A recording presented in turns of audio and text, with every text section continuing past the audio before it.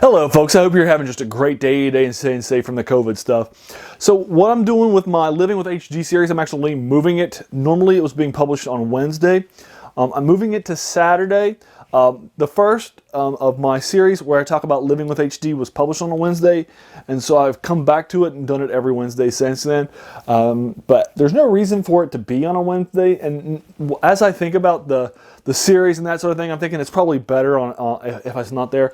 You know, before I did that series, I had 3 articles being published a week on Sunday, Tuesday, and Thursday. So that gave you some time between each of them. So by putting this one, the extra column, in on a Wednesday, it causes a big giant clump of 3 in a row. But then there's days in a row where I don't have anything at all. So I'm moving my Living with HD from Wednesday, where it was previously, to Saturday, and it'll be on Saturday for a while. And moving forward, I think that's probably just a better fit for it, and so forth. So what we're going to do today is take a look at my next chapter of Living with HD, and that's going to be on about adulting, what it's like to live as an adult, and particularly a single adult, as somebody with it, because adulting isn't the easiest thing to do in the world, right? As anybody who's an adult knows, there's a lot of trials of being an adult, of living as an adult, and so forth. So that's what I'm going to talk to you about today, is kind of what it's like, what are some of the challenges that I have, some of the successes that I've had, and some of the ways I've had to manage things as a person who's living a single life, but also an adult. So we'll go ahead and take a look at that here in a moment for you. So, but first, as a reminder, this is my weekly channel for Living with HD. HD's Huntington's disease. It is a neurological condition you have that you inherit. It's a dominant gene, so there's a 50-50 chance you're going to get it. If you have it, you have it. And a 50-50 chance that you're going to give it to your child. And so it has basically 3 different aspects. It attacks people. It attacks people mentally. Their memory will drop. Their mental abilities to deal with various things, remember tasks, those sorts of, their IQ will also drop too. Secondly, you're also going to see them have some mental health issues.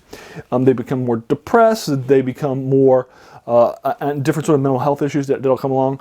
And third, it'll attack them physically. They'll have a palsy. They'll have physical pulses. Their hands and so forth. They'll twitch back and forth. Their head, like my own head, will bob back and forth, and so forth. So you have a lot of those sorts of things that happen. That's HD.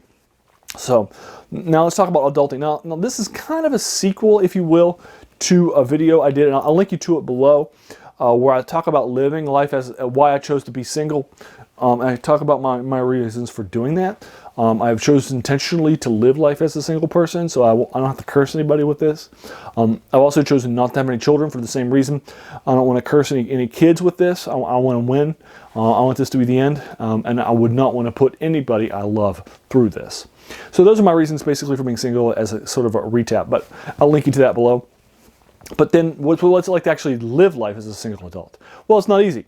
You know, living as an adult has a lot of challenges that come to adulting, right? And so forth. And I have a lot of different things that I have to do.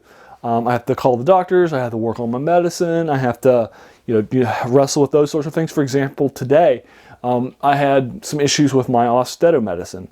My Austedo is one of 3 medicines that can help your physical aspects of your condition. And as I've talked about before on this channel, for me, Austedo cuts my symptoms physically, my physical symptoms. There's nothing that will work for your other 2, but it cuts it about half, which is a lot, 7 years into the condition, right? But the problem is that it's like a $60,000 medicine. It's incredibly expensive. So I've had to play a lot of games with my insurance company, with the company that makes the medicine, with the pharmacy, and there's a lot of different games. Today I had to set up a new pharmacy last week to cover for it, because my old pharmacies stopped being in network, and they were starting to charge me the full amount. I shouldn't be charging $5,000 a month for this medicine. Is a lot of dollars a month for some medicine that's just normal pills, and so forth. So there are a lot of challenges I have to do with that. I have to make those calls myself. I have to do those myself, and so forth. That's fine. I'm an adult. I'm happy to do those, but I will let those go. If I could have made those calls, earlier. I started last week when I was about 2 weeks ahead of time, but I could call earlier. Right? I knew I needed to call, but I said I'll wait till I open up my final bottle, which will give me about 2 weeks. But I could have, but I pushed it off until the designated day I do that a lot. I'll regularly push things off, or I'll forget that I had to do them. That happens a lot. And so one of the ways that I sort of make sure I, as an adult, remember my things is I take strong notes. I will take copious notes of things as I am encountering them in order to make sure I remember what I need to do and follow that path through. I'm very organized. I'm very meticulous. I'm much more organized now than I used to be because I have to be. Living as an adult, I don't have somebody who's going to remind me about something, right? I'm not living with somebody who's going to be like, oh, did you remember to call the doctor today? Did you remember to make an appointment for the dentist today? Did you forget to, those sorts of things? So I have to be the one who reminds myself of those things. And I'm still capable of doing that. I just need to make sure that I do that, because if I don't, I'm not going to be able to remember. I used to be able to remember things much better than I can today. My memory has just dropped. It's faded with the 7 years of my condition. Now I'm in my mid-40s, and my memory is not near where it used to be when I was in my 20s. It's just not the case. And that could be not just because of the HD, but just because of normal mental atrophy, right? Nobody in their mid-40s is probably in the same place they were when they were in their mid-20s mentally. I'm sure a lot of people are forgetting things more and so forth. But, a lot of times if you're living with a partner or living with kids, they can help you get through some of those sort of life and adulting challenges. But when you're choosing to live a single life, you have to do them yourself. So I have notes that I keep that are meticulous. I write down things in the phone calls that I have, so I'll remember them later. Those sorts of things. I'll have to write a phone number down so that rather than just remembering it at the end of, and then calling it at the end of a phone call, those sorts of things. They're just not a part of my network anymore. And so I have to do with those things as an adult who's living the single life. And there's a lot of those sorts of things that I do. And there are times when I call myself a very bad adult because I let things go, or I'll let things go, or I'll forget something that was key. And then all of a sudden I'll look at it, I was like, oh, I forgot to do that. And so that's a problem sometimes with being a guy in his mid-40s. And again, it's a problem I'm sure for a lot of people starting in their mid-40s, hitting middle age, as they start to forget things that they would have previously remembered. It's going to be a lot harder for somebody who has Huntington's disease too, and 7 years into a condition that attacks the memory. So it's a lot harder for me too. So again, one of the things I try to do is try to be more organized. I'll color code things so I can tell at a glance what I'm talking about. I do that at my work too, but I also do that with a lot of my home things. I try to keep good, solid, copious notes about things. I'll give you kind of one example right now. I'm currently reading a series of game books that were written by Joe Dever in the Lone Wolf series. I talked about that before in my appendix, about how impactful his things were.